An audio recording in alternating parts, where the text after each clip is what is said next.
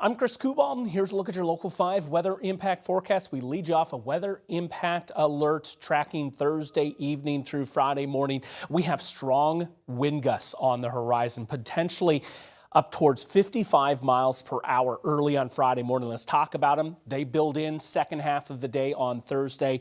I think the peak wind gusts here running them into that 40 to 50 mile per hour range out of the south and west. But then a cold front punches through, wind shifts directions. You saw some of those strong winds running up towards 55 miles per hour for Friday morning. It's leading to a high wind watch for this period, especially in the northern half of the state of Iowa. That's where I think those wind gusts could reach 55 miles per hour or even just a little bit greater. A danger to high profile driving and does make some places a little more susceptible for seeing a power outage. Overnight tonight, there's a pop of maybe a shower or a snowflake.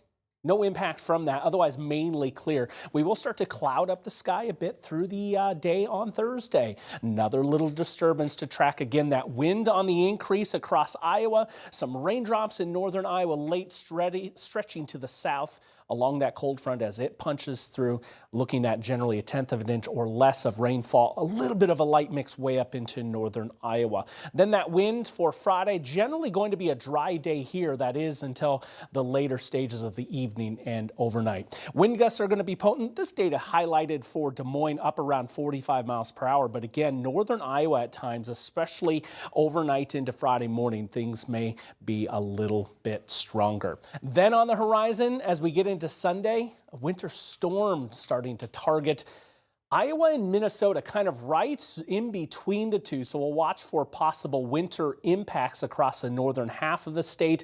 This is a signal that would yield heavy backbreaking snowfall and a decent bout of wind. Once again, I think the wind alone is cause for another weather impact alert, which we do have for Sunday, but we'll also watch that winter storm probability. An early look at Futurecast pulling a band of mix and snow in briefly on Saturday morning, but overall this is the warm front of the system, kind of pinwheels around, pulling it back in on Sunday.